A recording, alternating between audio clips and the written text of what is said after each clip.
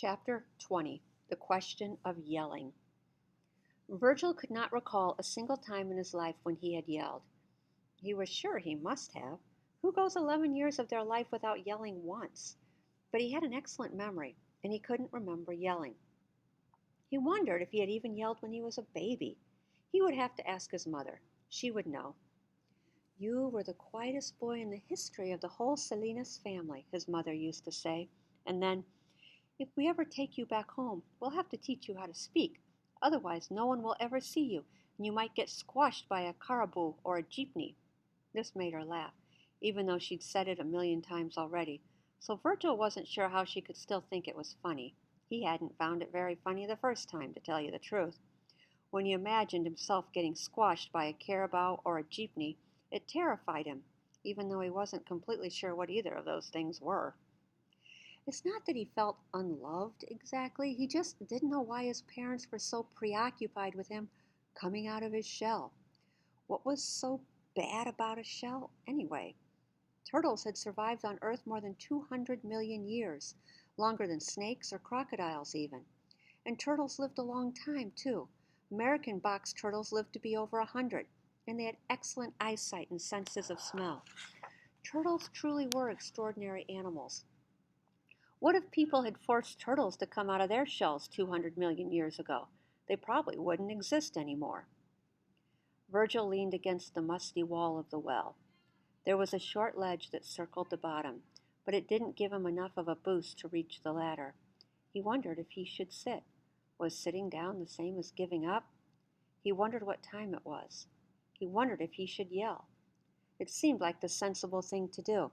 But when he opened his mouth, he imagined his cries for help sailing up, up, up, booming across the wood, shaking the leaves, frightening the birds, and landing on the thick, waxy ears of Chet Bullens.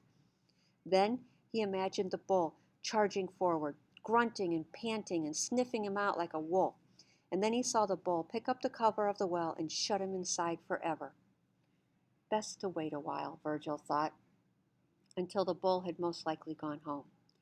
Trouble was, he had no idea how long a while was because he didn't have a watch and his cell phone was broken. So he decided to go by feel. Did it feel like 10 minutes or 40 since he'd been down below? Who could say? Virgil wasn't great with numbers in the first place, and he certainly wasn't great at telling time, with or without a clock. It was something that had once frustrated his dad so much that he'd thrown up his hands one afternoon and said, "Ay, Dios co! Never mind, Virgilio. Just figure out the beginnings and ends and don't worry about the time in the middle." Virgil wasn't sure if this was a beginning, an end, the middle, or what. All he knew was that his legs ached and the sun didn't seem as bright. So he threw back his head and called out, "Hello! Hello!" It didn't feel like much noise, though. Could anyone hear him? He needed to be louder. "Hello! Hello!" Gulliver's whiskers stopped moving.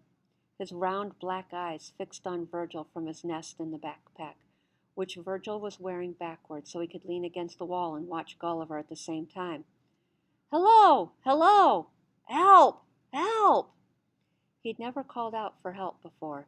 It sounded strange. But if he was ever in need of help, this was it. He mustered all the strength he could from deep, deep down and took a large breath that filled his chest like a balloon. Then he yelled, his most powerful yet, "Help! Help!"